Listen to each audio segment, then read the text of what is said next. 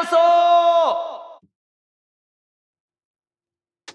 금리가 이제 인상을 하니까 정말 이 금리가 인상되면서 여러분들이 들고 계시는 현금으로 또 이자를 또 많이 벌 수 있는 그런 시대가 열렸습니다. 근데 또 이 통장 중에는 자유롭게 입출금을 할 수 있는 파킹 통장이라는 게 있죠. 파킹 통장이라는 게 왜 중요하냐면 이제 돈을 더 많이 금리를 주는 쪽으로 바로바로 이동하면서 이자까지 뭐 내가 넣어서 얻었던 이자는 또 이자대로 받고 또 높은 데로 옮기면서 최대한 그때그때마다 높은 이자를 찾아갈 수가 있다는 장점이 있어요. 그래서 또 돈은 자유롭게 입출금이 가능하니까 불이익도 없고 또 조건도 편한 이 파킹 통장들이 요즘 인기가 있습니다. 그리고 또 중요할 때 또 투자를 하신다거나 이럴 때도 돈을 바로바로 뺏어 쓸 수 있다는 장점이 있는데 이번에 액수 제한 없고요. 가입 제한 없고요. 그러면서 제일 높은 금리를 주는 파킹 통장이 나왔습니다. 전에 제가 소개시켜 드렸던 KDB 산업은행 비대면 입출금 통장이 연 2.25%로 지금 1위에 등극했습니다. 그래요. 이거는 지금 K뱅크 2.1%, 토스 2%를 제껴버리는 거예요. 게다가 심지어 얘는 상한선이 없어요. 얘는 1억, 토스는 1억까지, K뱅크는 3억까지인데 얘는 상한선이 없어. 그러니까 자기가 좀 돈이 한 3억 이상 있다 이러면 그냥 저기 넣으시면 돼. 상한선이 없기 때문에 돈 3억 이상도 걱정 없이 넣을 수가 있는 거지. 어떤 액수든 간에 지금 이 산업은행 비대면 입출금 통장은 현재 모든 혜택 면에서 모든 면에서 가장 최고의 지금 금리와 컨디션을 제공하는 통장이 된 겁니다. 보통은 상한선이 있거든요. 1억, 3억 이렇게 제한인데 저건 제한이 없어요. 그리고 무슨 조건을 들어주는 것도 없어. 그냥 만들기만 하면 그냥 적용이야. 알아서 금리가 또 알아서 올라갑니다. 그러니까 저도 저기 이제 돈 넣어놓고 기다렸는데 알아서 올라가길래 이제 오늘 돈을 다 넣어놨는데 괜찮아서 추천드립니다. 그래서 요즘 같은 때에 이런 그 파킹 통장 정보 정도는 알고 계시면 좋겠죠. 그리고 이제 통장을 만드실 때 좀 조심하셔야 되는 게 20일 동안 새로운 통장을 못 만들어요. 20일 동안은 새로운 통장 만들면 20일 동안은 새로운 통장을 또 못 만든다는 거야. 그러니까 여러분들이 약간 좀 추이를 보고 가장 높은 요즘 금리가 계속 올라가니까 그러고 싶다라면은 좀 기다려서 다음 주쯤에 만드는 것도 좋지만 그게 아니라 이렇게 좀 금리가 좀 높은 거 이런 상품을 막 바로 들어가겠다면 저 상품을 지금 노리고 산업은행 거를 만드시는 게 제일 가장 좋다라는 거를 알아두시면 좋겠죠. 자, 바로 또 이 금리 얘기를 하면은 바로 또 이 한쪽에서는 현금 부자들은 이자를 많이 받으니까 좋지만 또 한쪽에 대출 받으신 분들은 힘들다고 했죠. 근데 이 대출을 받은 사람들 중에서 좀 제일 급한 분들이 누구냐? 결국에는 이제 전세 대출 받으신 분들이라고 제가 말씀을 드렸어요. 왜냐하면 담보대출 같은 경우는 이자율이 애초에 낮고 뭐 이 사람들이 뭐 능력 있는 사람들이 대출 받으니까 별로 뭐 큰 타격이 없는데 전세 쪽에 대출 받으신 분들은 안 그래도 대출금이 올라가는데 금리까지 올라가니까 양쪽으로 다 타격을 맞는 거죠. 이게 사실상 집주인들은 집값이 오르나 떨어지나 별 감흥이 없는데 지금 전세입자들의 경우는 전세가가 오르면서 금리가 오른다 할 땐 양쪽 두 개 다 타격을 받기 때문에 세입자들이 더 압박을 많이 받는 거예요. 전세 대출이 6%를 뚫으면서 세입자 패닉이 왔습니다. 갱신 청구권도 있자 없기 때문에 전세 대란이 지금 문제가 되고 있어요. 이 전세 대란이 터지면 월세 쪽으로 몰리니까 월세 가격이 이제 폭등할 수가 있는 문제도 있고 전세입자들은 계속 외곽으로 밀려나갈 수밖에 없는 이제 문제가 있는 거죠. 그런데 그거 말고도 지금 은행, 금융권에서도 지금 문제가 생기고 있습니다. 어떤 문제일까요? 2년 전보다 월 이자가 2배 이상 늘어날 수도 있다. 전월세 전환율보다 높아 이게 뭐야? 월세로 가려고 하는 사람들이 많아질 거다라는 거고. 최근에는 기괴하게도 주담대 변동금리가 고정금리보다 더 높은 현상까지 일어났어요. 왜냐면 다 이쪽으로 몰리다 보니까 이쪽이 더 높아졌다는 재미있는 현상까지 나왔어. 그래서 앞으로 이제 고정금리 쪽으로 이제 바뀔 거다라는 얘기예요. 서민 입장에서 가장 민감한 전세자금 대출 금리 상단이 6%를 넘어섰다. 제가 얘기한 대로 전세로 먼저 타격을 받기 때문에 이 전세입자들의 경우는 우리가 생각하는 거 이상으로 지금 8월달 이후부터는 타격이 굉장히 크게 나타날 수가 있는 거죠. 2년간 수억 원씩 전세 보증금이 올랐다.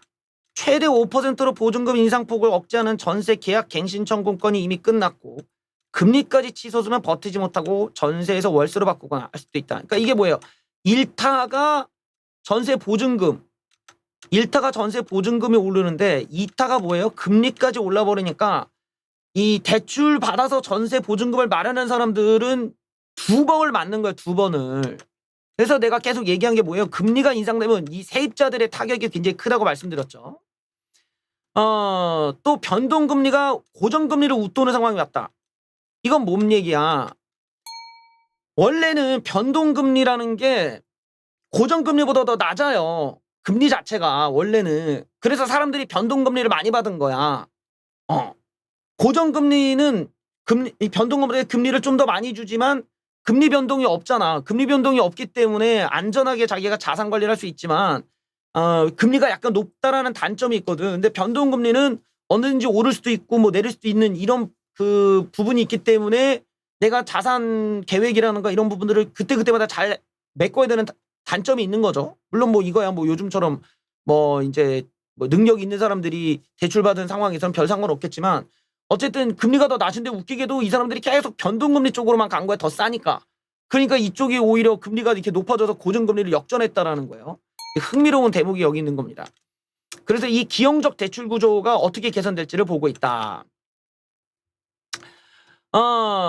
자 여기 보시면은 뭐 이렇게 금리가 이제 바뀌었고 주택담보대출 변동금리가 그러니까 전세대출 금리가 계속 올랐다. 뭐 이런 설명이야 지금. 자 보시면은 이 은행들은 가계대출을 먹고 사는데 가계대출이 부진한 가운데 전세 자금 대출만 꾸준히 늘고 있다 보니까 다른 이제 우리가 그 주택담보대출이나 이런 거는 금리 인하 등을 해주는데 전세 자금 대출은 안 해주는 거야. 그래서 주담대랑 전세자금 대출 간의 금리 격차가 줄어드는 것으로 보인다. 이게 무슨 말이냐? 사람들이 주택담보대출을 이제 안 받는 거야. 근데 전세자금 대출로 이제 몰려야 돼요. 왜냐면 계약 갱신이 끝나가니까 더 많은 대출을 받아야 될 거 아니야. 내가 지금 살고 있는 집을 살려면. 그러니까 은행 쪽에 지금 죄다 문의가 뭐가 오냐? 전세자금 대출 문의만 계속 오는 거야. 그러니까 전세자금 대출 쪽으로 은행들이 금리를 슬슬 올려놓고 주택담보대출 오면은 이거는 싸게 해주고 쉽게 말하면 매매를 하는 사람한테는 금리를 인하해주고 전세자금 대출을 구하는 사람한테는 금리를 높게 받고 있다라는 거죠. 왜냐면 이쪽에 수요가 몰리니까. 그러니까 은행이 이제 이걸로 장사를 하니까 지금 전세자금 대출, 이 전세 대출과 이 매매 대출 사이에 격차가 너무 줄어든 거야. 그러니까 지금 보면은 전세 대출을 받으려고 하는 사람은 사실상은 그 대출 받아서 매매하는 게 더 나을 수도 있는 지금 상황이 오고 있는 거예요, 지금. 재밌는 현상이죠. 자, 여기를 보면은 예금, 은행, 신용대출 등은 1조 2천 원이나 줄어들었는데 전세자금 대출은 9천억 원 증가했다. 아하. 그래요. 그래서 주택담보 변동률 앞으로 더 가파르게 오를 것이고 전세자금 대출이 또 같이 오를 것이다.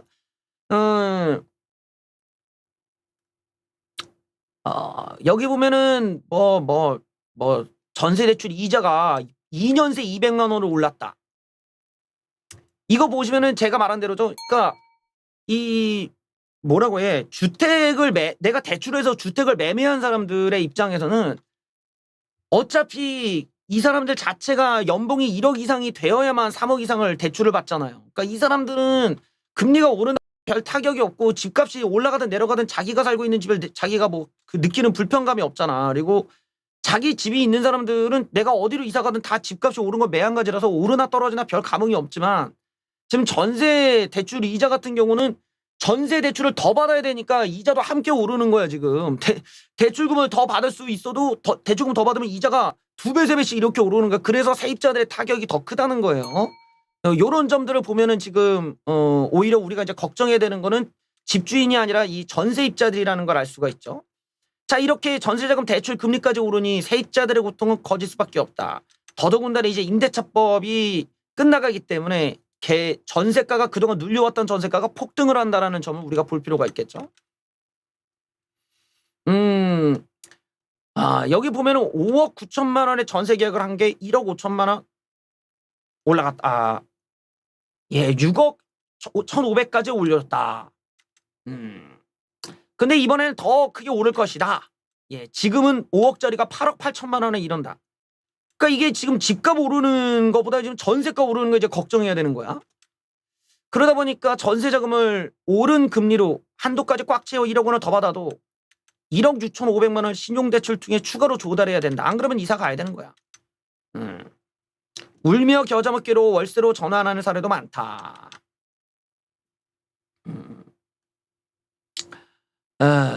참. 자, 전세보증금은 수천만 원에서 수억 원 올랐는데 전세자금 대출을 받기에는 금리가 너무 부담스러운 사례가 늘어날 것이다. 월세 전환 등에 실패하면 많은 세입자가 결국 전세 대란을 감당하지 못하고 서울 외곽으로 삶의 터전을 옮길 수밖에 없을 것이다. 이래서 내가 계속 강조한 게 뭐예요? 전세야 전세. 전세 쪽을 안전하게 만들어줘야 되는 거예요.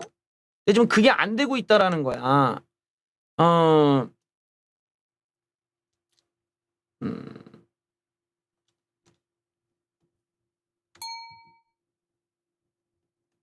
그래서 이런 부분들을 감안해 보면은 결국 제가 이제 반복적으로 얘기하지만 우리가 이제 금리가 오르면 제일 먼저 타격받는 게 누구다? 이 세입자들이라는 걸 다시 한번 알 수가 있죠. 이 세입자들 자체가 이 문재인 정부에서 억지로 전세가를 눌러놓은 거 아니야. 전세가라는 게 우리가 물가 상승만큼 올라가는 거야. 근데 보통 뭐 그게 3%에서 5% 사이는 그냥 올라가는 건데 그거를 그 이상 올라가는 건데 문재인 정부가 그걸 억지로 막았단 말이에요. 4년 동안 올리지 마 이러고 막아버리니까 그 전세가가 오르는 상승분이 집값에 이미 반영이 다 돼버린 거야. 그러니까 집값이 오르는 것에는 이미 그런 요소들이 다 들어가 있는 거죠. 거기다 종부세까지 다 포함해서 이게 집값이 형성돼 버리고 전세가는 아직 안 오른 거죠. 근데 지금 전세가를 이제 올린다고 하니까 이 전세가가 오르는 만큼은 자기가 현금을 준비해 와야 되는데 전세입자들이 못 구하면 뭐예요? 대출 받아야 되는 거 아니야? 추가적으로 더 대출 받든 아니면 자기가 또 새로 대출을 받든. 근데 이미 금리가 이만큼 올라 있다는 거야. 금리가 얼마큼 올랐어요? 매매, 주택담보대출, 그러니까 주택을 매매하기 위해 대출 받았던 것만큼이나 대출 금리가 올라 있다는 거야. 전세를 받는 사람이. 그러니까 어떻게 보면 전세입자 입장에서는 그냥 월세가 낮거나 아니면 그냥 매매가 낮거나 둘 중에 하나밖에 이제 안 남은 거지. 이런 부분들을 해서 이제 윤석열 정부가 지원 정책을 어떻게 해야 되나 이런 걸 지금 생각을 많이 해놔야 돼요. 이게 전세 쪽을 문재인이 잡지를 못했기 때문에 서민들이 고통을 받게 되는데 이번에 또 그게 반복될 수가 있다라는 거예요. 자, 제가 몇 번 반복적으로 얘기한 게 뭡니까? 금리가 오른다고 해서 부동산 폭락은 오지 않는다. 왜? 부동산이 폭락을 하거나 가격이 다이나믹하게 떨어지면 무조건 공급이 확실하게 이루어져야 되는데 지금 서울은 공급이 안 돼. 서울에는 지금 자가 비율도 50%도 안 되거니와 여기 여기 서울에 거주하는 사람 중에서 자가를 뺀 나머지 사람들 중에는 월세가 더 많아. 그러니까 이제 이런 그 공급을 좀 더 많이 해줘야 되는데 공급을 하려니까 그린벨트를 풀거나 해야 되는데 없어 이제 자리가. 거기다가 재건축이라는 걸 해봤자 이게 허가도 잘 안 나지. 워낙 서울은 규제가 심해서 이제 공급이 안 돼요. 그러니까 이런 부분 때문에 수요와 공급의 불균형이 자꾸 가격을 갖다가 올리는 문제가 생기는 거야. 내가 몇 번 이거 강조했단 말이지. 금리 인상한다면 집값이 폭락한다고? 예, 과거에는 아니었다. 이런 게 이제 다 통계로 나오는 거죠. 그러니까 어떻게 보면 뭐라고 하지? 무주택자의 대출 심사를 통과하지 못하는 그런 사람들만 이제 폭락을 기대하고 폭락만 얘기하는데 어차피 그런 새끼들은 집값이 여기서 한 70% 떨어져도 못 사. 지들이 어차피 대출이 안 나와서. 그러니까 사실상 그런 일은 벌어지지 않는다는 거야. 따지고 보면은 기준금리 인상이 집값 하락 요인 중으로 생각할 수 있지만 금리 인상기 자산 시장을 보면 금리와 집값 사이의 방향성은 전혀 일치하지 않는 걸로 파악됐다. 이거는 공급이 받쳐줘야 가능한 얘기예요. 한번 보시죠. 여기도 금리 인상기가 다 있었어, 이전에도. 그러면 금리가 인상됐는데 어때요? 주택은 다 올랐어. 또 이때도 2017년, 19년에도 금리가 인상됐어. 근데 집값이 계속 올랐어. 2020년에도 집값이 금리가 인상돼도 집값은 계속 올랐어. 예. 그러다 보니까 뚜렷한 방향성은 나타나고 있지 않다. 뭐 이건 다 위에서 봤던 도표의 얘기고요. 그래서 금리 인상이 부동산 시장에 즉각적인 영향을 미칠 가능성은 제한적으로 보고 있다. 예. 제가 말한 그대로 나오죠, 여기. 금리에 대한 민감도보다는 수요와 공급에 빠르게 반응되는 것. 요게 중요하다는 거야. 그래서 시간차가 있다는 거예요. 자, 이게 이제 기준금리고 이게 주택 가격이야. 주택 가격이 이렇게 느리지만 계속 우상향을 한다는 게 이런 데서 나오는 거예요. 그래. 그래서 이제 기준금리와는 상관이 없구나라는 걸 이제 알 수가 있죠.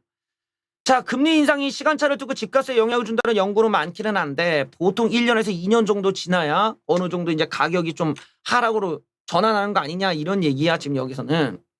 그런데 금리 방향과 무관하게 집값이 움직이기도 한다. 기준금리가 올랐다 떨어져도 집값이 오르기도 하고. 자, 이렇게 금리와 집값 간의 관계가 직접적이지 않은 이유는 주택시장의 특성이 있다. 금리는 물론 또 다른 거 뭐예요? 수요와 공급도 봐야 되고 심리적 요인도 봐야 되고 다양한 요인이 영향을 미치기 때문에 금리의 단일 변수가 집값을 좌지할 가능성은 제한적이라는 것이다. 또한 정부의 정책도 그걸 그냥 냅두지 않기 때문에 이런 영향이 크다. 이명박 정부, 제가 얘기했던 그 예가 이거야. 반값 아파트 정책으로 저렴한 공급을 하고 그 다음에 금리가 인상되어야 다이나믹한 하락이 나온다라는 거예요. 그렇죠.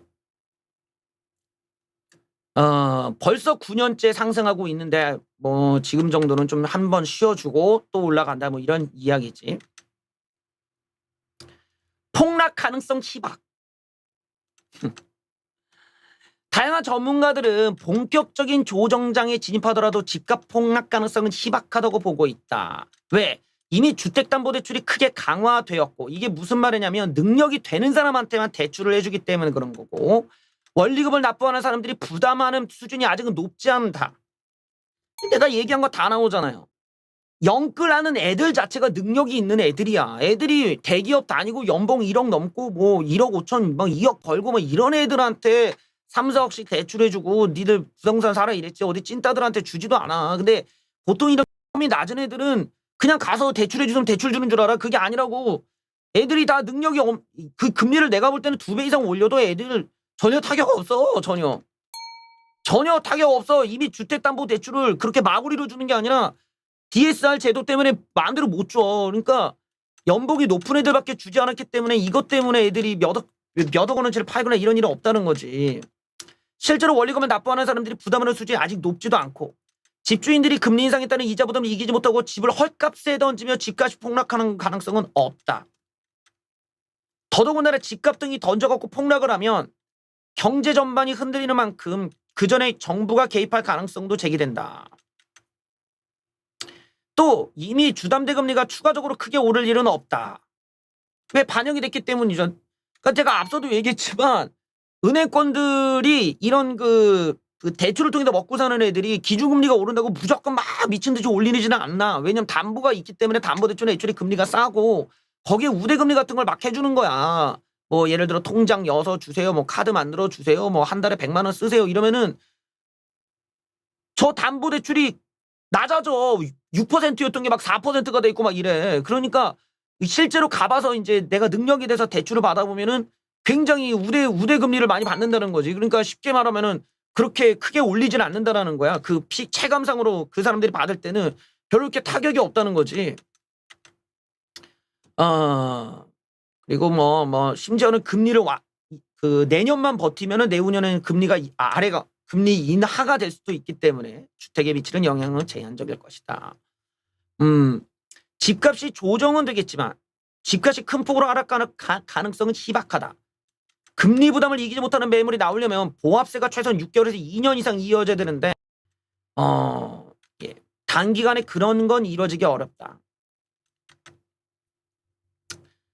전체적인 폭락은 없을 것. 왜냐면 집을 포함한 자산 시장이 폭락하면 국가 경제가 휘청이는 상황이기 때문에 그런 거는 냅두지 않는다. 몇 번 말했던 거죠. 내가 계속 얘기한 게 아니라 뉴스에 나오잖아. 왜냐면은 이제 이런 것들은 집을 직접 사보거나 대출을 해보거나 이런 시장을 한번 경험해 보면은 알게 돼요. 굳이 전문가들까지 얘기를 들을 것도 없어. 이제 해보면 알아. 왜냐면 이게 계속 정부가 자산 가격이 떨어지면은 그 밑에 있는 세입자들은 몇 배로 더 힘들어지기 때문에 집주인들만 골라서 힘들게 만들 수가 없어. 그리고 우리가 생각하는 것처럼 집값이 떨어진다는 개념은 집만 떨어지지가 않아. 예를 들어 아파트가 20억짜리가 10억이 되면은 옆에 있는 빌라는 어떻게 되겠어? 옆에 있는 빌라 오피스텔 다 작살나고 그 옆에 있는 뭐 자영업자 건물주들은 어떻게 됐어? 그러면은 뭐 다 망하는 거야. 그러니까 그런 상황을 안 만드는 거지. 애초에 집값이 올랐다라는 건 이 집값에 뭐가 들어갔냐? 올라가야 될 전세가와 종부세와 여러 가지 세금들이 다 포함이고 여기 이제 뭐 자재가, 원자재가, 물가 이런 게 다 들어가는 거지. 쉽게 말해서 지금 짜장면값 올라가죠. 그다음에 무슨 뭐 어디 커피값 올라가지? 어디 무슨 바나나 가격 올라가지? 그런데 땅값이 안 올라? 그런데 원자재가가 안 올라? 뭐 아파트 뭐 콘크리트 값이 안 오르겠어? 그러니까 바로 요런 지점에서 이제 이 하방이라는 게 존재하는데 우리나라는 또 전세가가 또 맞춰주잖아요. 근데 지금 전세가는 또 인상 시기에 있는 거야. 웃기게도. 그러니까 요 전세가가 올라갈 때쯤 되면 이제 집값이 어떻게 이제 조정이 되고 어떻게 받을지가 이제 시장에서 결정이 되겠죠. 이제 그걸 우리가 8월달 이후부터 봐야 되는 거야. 자, 지금 이런 상황에서 보면은 이제 우리가 흔히 경제 무지층, 뭐 한 번도 대출이나 이런 집을 거래해 본 적이 없고 그냥 월세살이만 하는 이런 사람들의 입장에서는 집을 살 수가 없어. 너무 멀리 가버렸거든, 집이. 그러니까 다른 사람들이 망하길 바래. 다른 사람들이 망하길 바래. 얘네들 자체가 이제 어떻게 보면은 이런 대출을 이 집을 사고 뭘 할 수 있는 사람들의 세계 자체를 모르는 거지. 이 사람들이 얼마나 이제 백이 좋거나 뭐 백그라운드 좋거나 자기 스펙이 좋은 사람들인지를 모른 채 자기랑 똑같은 수준에 있는 애들이 가갖고 몇 억 대출받아 아파트 산 줄 안단 말이야. 근데 그런 게 아니란 말이죠. 그러다 보니까 얘네들의 세상에서 걔네들이 망하길 바라는데 갑자기 윤석열 정부가 빚을 탕감해 주겠대. 야마가 돌아. 심지어는 주식 투자를 한 애들, 코인 투자를 한 애들까지 탕감해 주겠대. 야마가 돌아. 이제부터 얘네들이 이제 눈이 돌아가기 시작합니다. 이게 뭐냐면 어느 진영이든 이렇게 좀 정보가 충분히 있고 좀 경험치가 있는 애들이 이런 어떤 여론에 있어서 중요한 역할을 해줘야 되는데 전혀 경험이 없는 애들이 지가 배 아프고 지가 약이 오른다는 이유로 너무 막 과도하게 광분응분을 하는 거야. 그러니까 이런 애들이 어떤 주장을 하는 것들에 대한 거를 이제 막아서기가 어렵지. 왜냐면 정치적으로 그런 것들은 이용하기 좋죠. 이런 덜 떨어진 애들이 나댈수록 정치 공작이란 걸 하기가 너무 편해지니까. 그러니까 이런 애들을 언제든지 어느 쪽에서 이용하냐가 되게 중요하기 때문에 항상 그래서 엘리트니즘이라는 게 필요한 거야. 경험치도 있고 공부도 잘했고 뭐 머리도 잘 돌아가고 이런 사람들이 어느 정도 얘기하는 걸 우리가 믿어야 되는데 전문가들의 이야기를 듣지를 않아. 왜? 전문가들에 대한 권위도 많이 떨어졌거니와 교수란 새끼들에 대한 뭐 권위도 떨어져. 뭐 정치인들에 대한 권위도 떨어져. 그러니까 웬 족병신들이 그냥 지들이 전문가인 양 계속 아는 척하고 다 틀려요. 지금 우리 사회가 좀 그런 문제를 앓고 있어.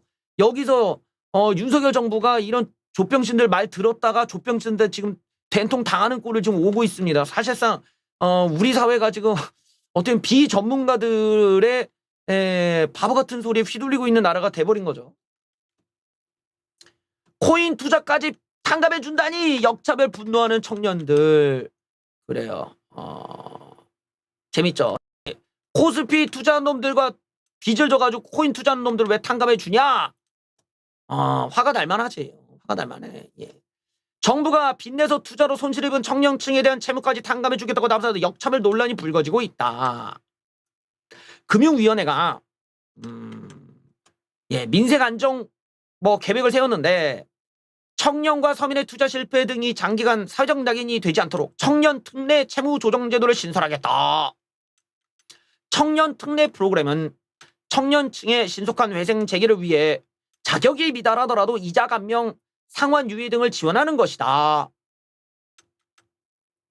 그래서 이자를 30에서 50%나 감면해주고 3년간의 원금 상환 유예를 하면서 이자율을 3.25%로 적용한다. 그래서 무려 140만 원에서 263만 원의 이자 부담을 줄일 수 있다.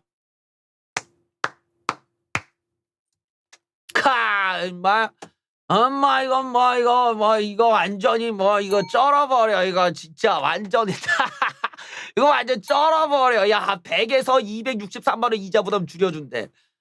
어? 야, 정말 이게 딱 들으면은 약간 이제 뭐라고 하지, 좀 여유가 있는 사람들은 아니 그래 힘든 사람 도와준다는데 그래 왜 그런 거 있잖아. 그 기초 노령연금 노인분들 그 좀 밥값 좀 하시라는데 그거 드리지 무상급식 야 애들 밥 좀 먹겠다는데 그래 주지 이제 그런 쪽으로 생각할 수도 있어. 근데 이게 하필이면은 어떤 광풍이 불었잖아요.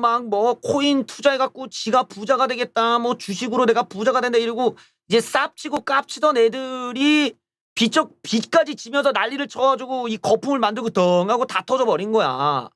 근데 이게 이제 부동산은 상관이 없어. 부동산은 애초에 능력이 없으면 대출이 안 되지만 이 저거는 또 개념이 다르거든. 주식 박살났죠. 코인 박살났는데 애들이 거기에 대한 책임에 대해서 국가가 내 세금으로 보조해준다. 이제부터는 여기서 이제 얘기가 달라져. 왜냐면 애들이 이제 감정적으로 참지를 못하는 거야. 누구는 바보냐 이러고. 여기서 이제 액수가 이제 구체화돼서 나오니까 더 야마가 도는 거죠. 140에서 263만 원 이자를 줄인데. 야, 이건. 돈을 빌려 주식, 가상자산 등 위험자산에 투자하는 사례가 급속하게 늘어서 이거를 구해주겠다라는 것이다. 그래서 2030 세대 신용 융자 잔액이 무려 3조 원까지 급증했다. 근데 이들을 지원하는 건 성실히 빚을 갚아온 이들을 오히려 역차별하는 지적도 있다. 버티면 안 갚아도 된다는 식의 도덕적 예를 만드는 거 아니냐. 온라인 커뮤니티에서 역차별하는 불만이 나타나고 있는데 빚내서 투자를 하다 손실 입었으면 본인이 책임져야 되는 거 아니냐. 국가가 해결해주면 누가 열심히 갚냐. 투자는 여윳돈으로 하는 거지. 열심히 돈만 투자하는 사람들은 뭐냐? 이게 이제 우리가 좀 다르게 봐야 되는 게, 일단은 주식과 코인 쪽에 들어가는 자금과 부동산 쪽에 들어가는 자금이 어떻게 다른지는 이제 알고 봐야 되죠. 내가 말했듯이 주식이나 코인이나 이런 거는 주식 쪽은 특히나 이제 외국인 자금을 휘둘리는 거라서 환율에 타격이 많이 있지만, 부동산은 그런 개념이 없어. 부동산은 그런 개념이 없고, 또 주식이 개판이 되든 지금 주식이 저기에서 반토막이 나든 특별히 우리나라 경제에 그렇게 영향을 주는 게 없어. 별로 그렇게 영향 주는 건 없어. 왜냐면 이미 경제가 텐창이 났으니까 주가가 떨어진다 이런 개념으로 가지, 주가가 떨어진다고 영향이 받을 게 없잖아. 근데 부동산 가격이 폭락을 한다. 이거는 경제 가치 텐창되는 거야. 그러니까 국가가 대응을 하는 지점이 이건 분리가 될 수밖에 없어. 그러니까 이전 정부에서도 부동산 관련한 대출은 계속 고정금리로 바꿔왔단 말이야. 김대중 때부터 계속 이명박 정권, 박근혜 정권에서 다 그렇게 고정금리로 바꾸는 이런 주택담보대출의 정책들은 계속 있어 왔어. 근데 지금 이 시점에서 왜 이전에 있어 왔음에도 불구하고 이 부동산까지 애들이 열받아 하느냐. 부동산 가격이 너무 뛰니까 얘네들이 한꺼번에 너무 많은 자산을 번 셈이 되고 자기네는 벼락 거지가 된 것 같은 느낌이 드니까 야마가 도는 거야. 그래서 이제까지 계속 부동산이 떨어져라 이랬는데 이번에는 주가가 떨어지고 코인이 떨어졌는데 얘네도 원금 탕감 이자 탕감 이 얘기가 나오니까 애들 확 돌아버리는 거야. 왜 그러냐면 지금 이 정책이라는 게 5천만 원을 대출을 받았어. 그래서 5천만 원을 주식에 넣었어. 4천만 원 손실 봤어. 그러면 1,000만 원만 갚으라는 거야. 개인회생 법원에서 그렇게 판결이 그렇게 나온 거야 지금. 이게 말이 되냐고. 부동산에 대한 거는 내가 앞서도 얘기했지만 얘네 영끌이들 자체가 능력이 있는 애들이야. 얘네들은 연봉 1억 정도 돼야 3억 빌려. 그러니까 얘네들은 걱정할 게 없어. 얘네들은 지네 부모한테 빌리도 친구한테 빌려도 갚을 수가 있어. 1년 2년은 버티고도 남아. 근데 지금 여기 주식 투자, 비트코인 투자는 좀 얘기가 달라. 이거는 아예 원금을 까주는 거야 그냥. 원금을 아예 까준다니까. 5천 빌려갖고 1,000만 원만 나왔다고 1,000만 원만 갚으라 이거야. 그것도 그래 그게 이제 회생 법원에서는 어떻게든 갚게 만들자. 파산시키지 말고 이게 더 이득이 되지 않냐 이 얘기야. 그거를 이제 정부에서 그 회생 법원의 걸 갖고 와가지고 자기네 정책으로 만들어버린 거야.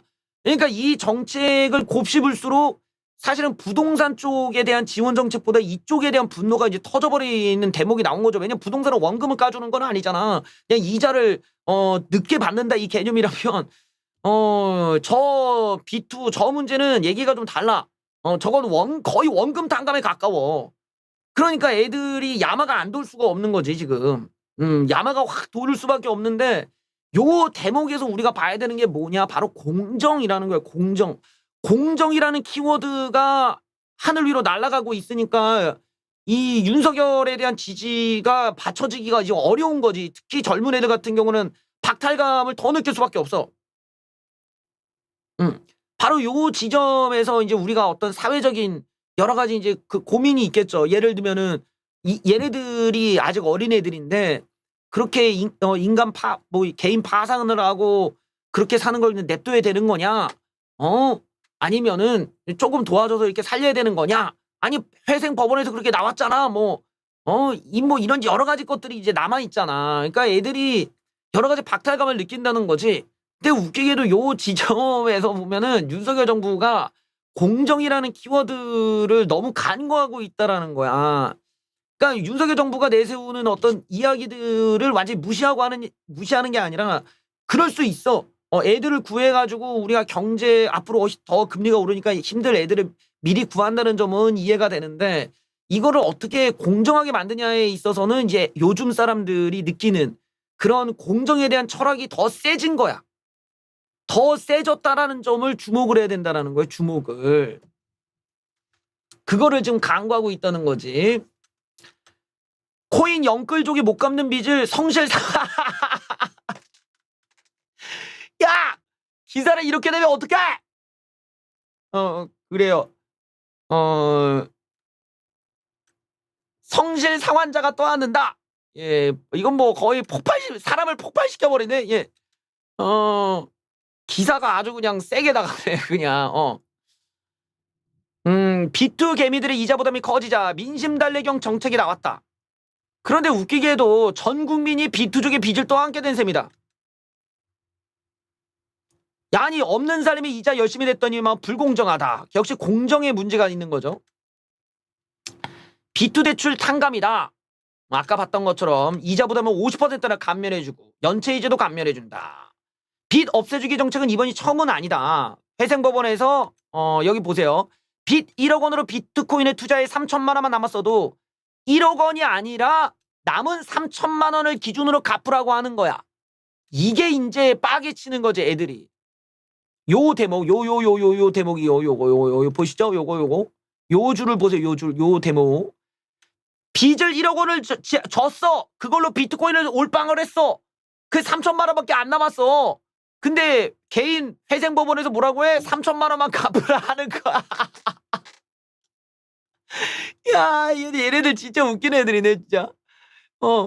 야, 진짜 재밌는 거 아니야? 재밌지 않아, 지금 저거? 이거 너무 재밌지 않아, 이거? 빚 1억 원으로 비트코인에 투자해 3천만 원 남았는데 3천만 원만 갚으라는 거야. 7천만 원은 없던 걸로. 그러니까 이게 부동산과는 완전 얘기가 달라.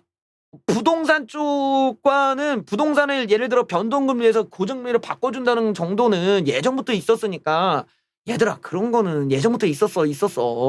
그래 있었어. 이렇게 해갖고 그나마 좀 덜 그랬었는데 애들이 이게 폭발한 대목이 어째 저걸 가지고 사람들 보고 그래 선의에 의한 거잖아 이러기에는 약간 좀 위험한 부분이 있다는 거야 이게. 더더군다나 이게 회생법원에서 그랬다 하더라도 윤석열 정부가 공정함을 얘기한다면 저 제도에 대해서 정부 정책으로 너무 적극적으로 끌고 오는 거는 약간 논란이 될 수 있잖아. 그러니까 저 회생법원에서 저런 거는 개개인들이 그러면 청년들 니들이 회생 신청해갖고 저기 가라. 정부가 개입하지 않겠다 이러면 몰라. 이러면 모르겠는데 저거를 정부 정책으로 끌고 와가지고 자기네들이 청년들 위한답시고 그리고 홍보해버리니까 이게 이제 논란이 되는 거지. 이런 통 큰 정책이 잇따라 쏟아져 나오자 성실 상환자들의 속은 타들어가고 있다. 예. 금융 사법당국이 주식 코인 등의 연끌할 때 실패한 이들을 구제 대상으로 삼았다는 점에서 분노 목소리가 크다. 코인에 연끌하면 되는데 왜 직장을 다니냐는 비아냥을 들어가면서도 성실하게 적금만 부었더니 정부가 나서서 나 같은 사람을 바보로 만들고 있다. 정부가 투기를 조장한다. 도박하다 빚 져도 나라가 없애주냐. 월급 받으면서 사는 게 바보다. 없는 셈 쳐준 정부가 이렇게 없는 셈으로 쳐준 빚은 성실 상환자들이 함께 부담하게 된다. 비투 연끌족을 구제하는데 혈세가 직접적으로 투입되는 탓이다. 소상공인 자영업자 빚도 없애주기로 했다. 라면서 이렇게 제 언론에서 저렇게 이제 제목 달고 때려버리면은 그래요. 뭐 우리들이 이제 눈이 돌아가는 분들의 광부능분을 막을 수가 없어. 또 이게 단순히 빚을 탕감해준다의 개념이 아니라 이게 또 세대 갈등을 또 만들어요. 야! 2030만 국민이냐 4050이냐 4050 아저씨들도 화가 났어. 야 우리는 4050들 불만. 각 정책에서 제외된 4050들의 불만이 커지고 있다. 청년들은 대출금 이자 감면 상환유예를 물론 목돈 마련을 위한 혜택까지 주는데 중장년층의 집 지원은 전혀 없다. 청년들의 목돈 마련을 봐라. 매달 10만 원씩 저축하면 3년 뒤 1,440만 원을 준다. 거기다 이자까지 줘? 장난 아닌데 10만 원이면 뭐야 360만 원 아니야? 360만 원 넣고 1,400만 원 준다는 거야? 진짜야? 야. 매달 10만 원씩 총 360만 원 넣으면 1,400만 원 준대. 야, 내가 방금 전에 저기 산업은행 2.25% 여러분들 짱이죠? 막 이랬는데 되게 민망하네.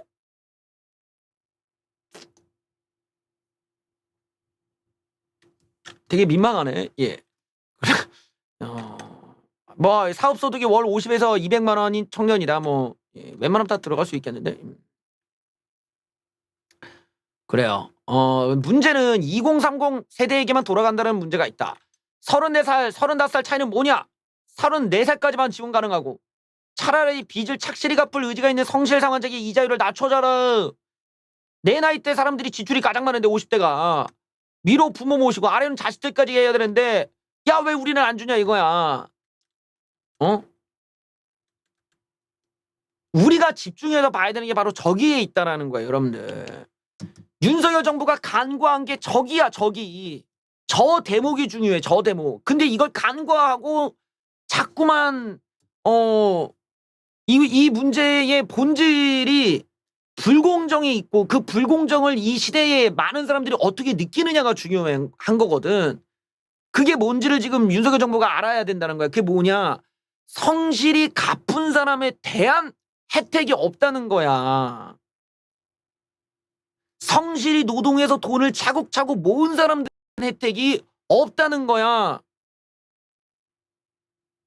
그냥 어떤 과 한탕주의에 빠진 20대 30대들의 빚을 그렇게 걱정하는데 더 오랜 기간 동안 성실하게 빚도 갚고 세금도 내고 이 사람들에 대한 혜택이 전혀 없어. 전혀 없고 경제가 망하니까 얘네들을 도와야 된다 이래 버리니까 계속 성실하게 빚을 갚은 사람들의 입장에서는 박탈감을 심하게 느낄 수밖에 없는 거지. 윤석열 정부가 공정함이라는 코드를 너무 잘못 읽었다라는 거지. 그리고 사실 저게 공정한 게 아니라면은 설득이라도 잘해야 돼. 그 설득을 잘한다는 게 뭐예요? 뭐 정치적으로 물타기를 하는 거지. 뭐 다른 걸로 물타기 해갖고 뭐 예를 들면 무슨 뭐 다른 쇼를 해가지고 그냥 물타기를 해버린다든지 아니면은 졸라게 이제 설득을 잘하는 거야. 말빨 막 이렇게 해갖고 뭐 여러분들이 이랑가라라라라라라라고 말빨이 좋다든지 뭐라도 있어야 돼. 근데 이도저도 다 못하는 거야. 그리고서는 이거를 해명을 못하니까 금융위원장한테 떠넘겼어. 금융위원장이 뭐라고 말하는지 한번 보세요. 따뜻한 마음으로 이해해달래. 야, 내가 진짜 어이가 없다.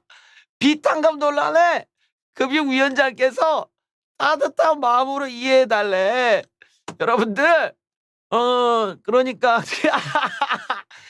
야, 나 진짜 정말 총체적 난국이다, 정말. 아, 나 진짜 이거 어떻게 해야 되냐. 따뜻한 마음으로 이해해달래. 따뜻한 마음으로 이해하고 도와줬으면 한다. 금융기관이 돈을 빌려주는데 갚기 어려운 사람이 발생하는데, 예, 이 사람들을 회생법으로 가도록 이번 조치도 그런 정신에서 하는 거다. 예, 불가피하게 채무 상황이 어려워진 사람들에 대한 구제는 이전에도 있었는데, 뭐를 내줘도 노란이 이전에도 있었지만 위기를 슬기롭게 넘어가야 되는 거 아니냐. 예, 이거에 지금 뭐 나도 이제 대출을 박근혜 정부 때 대출 받아서 이렇게 냈지만 그때도 이렇게 고정금리로 바꿔주는 상품을 잘 타가지고 나는 되게 싸게 어떻게 보면은 뭐 대출 받아서 득을 많이 봤죠. 박근혜 대통령을 내가 그래서 만세 부를 수밖에 없는 거야. 근데 그 전에도 있었던 제도는 맞지만 이제 부동산 쪽 같은 경우랑은 좀 달라. 저 내용 부동산은 어차피 고정금리가 좀 더 금리가 높기 때문에 4%면은 꽤 높은 거예요. 그것도 고정금리 치고는. 그러니까 그런 점에서는 그 어마어마한 혜택을 누린다. 이런 개념으로 접근하기 좀 애매할 수가 있어. 근데 나의 관점에서는 영끌족, 요즘에 와서 영끌족은 다 능력이 있는 애들이에요. 그런 애들한테 굳이 이렇게 해줄 필요는 없는데 정부 입장에서는 아무래도 이제 지지율이 좀 떨어지고 그러다 보니까 약간 좀 이렇게 지지층을 좀 만들고 싶었던 것 같아요. 지지층들을 만들고 싶었는데 이게 내가 이준석의 징계와 무관하지 않다고 보는 게 왜 하필 2030을 노렸을까야. 이런 대목이 조금 어설프게 이준석의 공백을 이런 퍼주기식의 정책으로 2030들한테 하려다가 좀 역풍 맞은 거 아니냐라는 느낌이 난 드는 거야. 타이밍도 딱 그렇잖아. 그러니까 마치 이거는 2030 걔네들은 그 이자 좀 까주고 그거 탕감 좀 해주면 다들 우리 지지할 겁니까? 그 뭐 하나 주시죠, 떡밥. 이런 느낌 같은 거야 지금. 이게 뭔가 너무 과도해. 예, 너무 과도해가지고 이게 설득이 안 돼 지금. 부동산 담보대출을 변동금리에서 고정금리로 바꿔주는 거는 이전에도 있었지만 그 정도로 어마어마한 혜택은 아니야. 게다가 지금은 변동금리 뭐라고 해? 변동금리가 그 변동금리 고정금리랑 그 금리 차이가 그렇게 크지가 않거든. 그러니까 어떤 변별력이 이렇게 있는 것도 아니기 때문에 그건 엄청난 혜택이 아니라고 할 수가 있어. 왜냐면 그건 또 4억 이하의 집만 혜택되고 9월 달부터는 뭐 9억 원까지 혜택이 된다? 그럼 9월 달 건 논란이 될 수는 있지만 어쨌든 4억 원 이하니까 특히 집값도 싼 거. 그러니까 이러면 수도권은 거의 혜택이 없는 거야. 어디 수도권 외곽에 있는 그런 집들 4억 원 이하의 집들 한해서만 이제 고정금리를 바꿔준다 이러니까 그거는 뭐 그렇다 할 수 있어. 근데 지금 비트코인과 이제 주식 같은 경우는 이게 쉴드가 안 돼. 애초에 이제 윤석열 지지층에서는 저걸 쉴드를 친다고 원금 탕감은 아니다라고 하다가 지금 개박살이 난 거야. 이 새끼들 거짓말했다고 오히려 역풍을 더 맞았어. 그러니까 애들이 이준석을 공격할 때는 좋았지. 이준석을 공격할 때야 이준석 안티들, 이재명 빠돌이들, 뭐 좌빨 새끼들, 개딸들, 여기에 무슨 틀리버스 그 시청자들, 뭐 뭐 그다음에 그냥 뭐 남 망하는 거 좋아하는 뭐 백수들까지 다 합쳐 가지고 이준석을 때리니까 이준석 날아갔다 이거야. 근데 이제 걔네들이 서로 연대할 이유가 없잖아. 그러니까 이재명 빠돌이들 윤석열 때려. 이준석 빠돌이들 윤석열 때려. 홍준표 빠돌이들 윤석열 때려. 그다음에 개딸들 윤석열 때려. 여기에 이제 이 이 비투 문제 때문에 이제 무주택자들 또 이 뭐 대출 못 받은 애들 윤석열 때려. 이러니까 남는 애들이 누구야? 윤석열 대통령 쉴드 칠 수 있는 애들이 이제 틀튜버 보는 애들만 남은 거야. 근데 얘네들이 팩트 체크가 안 되니까 저게 쉴드가 안 돼요. 얘들 자체가 이걸 이 내용 이런 부분을 한 번도 팩트 체크를 해본 적이 없으니까 내가 쉴드 치는 거 이렇게 팔짱 끼고 봤는데 내용을 잘못 알고 접근하다가 계속 논란을 더 만들어내더라고. 왜 거짓말했냐, 왜 숨겼냐, 왜 선동하냐 이러고. 애들은 안 그래도 감정이 안 좋은 애들한테 거짓말까지 한 셈이 돼버린 거야. 왜냐면 이게 거의 원금 탕감에 가까운 거고 이자를 엄청나게 해제를 해주니까. 그러니까 이 부분에서 이제 사람들이 타당성 있는 분노를 갖게 된 거지. 이거를 어떻게든 뭐 완화를 시키려면은 눈을 돌리던지 뭘 해야 돼. 이게 안 돼, 지금. 그 상황은 윤석열 정부가 공정함이라는 이 부분을 지금 타격을 받았기 때문에 그런 거예요. 공정하지 않다라는 생각을 드니까 너도 나도 다 윤석열 대통령을 때려버리잖아, 지금. 그러니까 윤석열 대통령을 쉴드를 치려고 하더라도 이 공정함이라는 부분을 설득해내야 된다라는 거예요. 그냥 야 얘들아 이 제도가 이렇게 나쁜 건 아니야. 이런 정도는 아니야. 왜 이런 불공정하게 나왔냐는 거지. 예를 들면 빚을 성실히 갚는 사람한테 왜 혜택이 없냐라는 이 불공정함에 대한 답변을 해줘야 되는 거야. 근데 그게 어렵지. 윤석열 정부가 생각보다 공정이라는 코드를 지금 제대로 실천을 못하는 거야.